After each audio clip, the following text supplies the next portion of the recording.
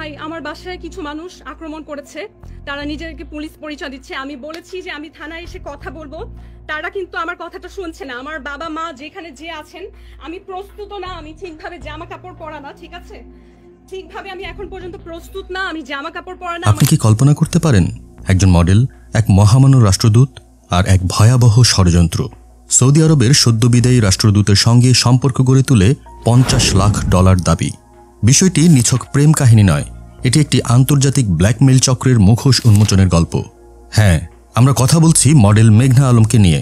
2020 সালে যিনি মিস আর্থ বাংলাদেশ খেতাব জিতেছিলেন। তবে এবার আলোচনায় তার নাম এসেছে এক ভয়ানক অভিযোগের কারণে।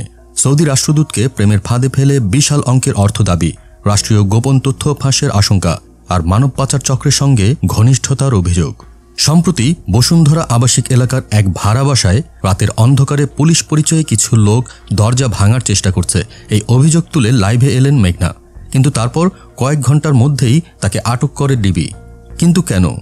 সৌদি রাষ্ট্রদূত ইসা বিন ইউসুফ আল দুহাইলান আনঅফিসিয়ালি বাংলাদেশের পররাষ্ট্র মন্ত্রণালয়ে জানান, এক নারী সম্পর্ককে অস্ত্র বানিয়ে হুমকি দিয়ে আর্থিক সুবিধা আদায়ের চেষ্টা করছেন। তদন্তে উঠে আসে চমকে ওঠার মতো তথ্য। মেঘনার সঙ্গে রাষ্ট্রদূতের ছিল ঘনিষ্ঠ যোগাযোগ, আর এই সম্পর্ককে পুঁজি করে দাবি করা হয়েছিল $50 লাখ। এই পুরো অপারেশনের মূল কারিগরকে জানেন?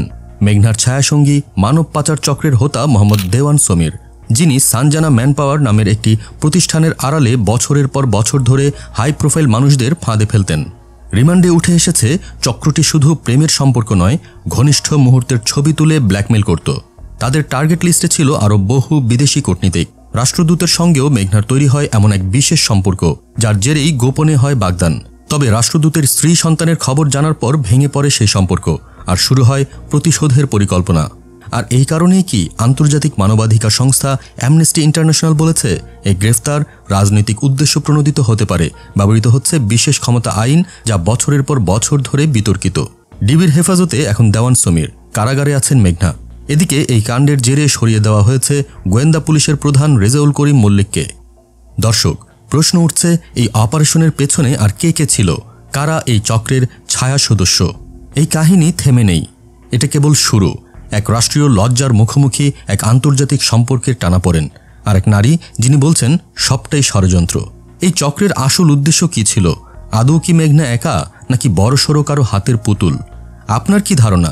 কমেন্টে জানাতে ভুলবেন না। এই ভিডিওটা শেয়ার করুন, সত্য জানুক সবাই। সাবস্ক্রাইব করুন দেশজগৎ নিউজ, সত্যের খোঁজে, সাহসের পাশে। ভাই আমার বাসায় কিছু মানুষ আক্রমণ করেছে। তারা নিজেদেরকে পুলিশ পরিচয় দিচ্ছে। আমি বলেছি যে আমি থানায় এসে কথা বলবো, তারা কিন্তু আমার কথাটা শুনছে না।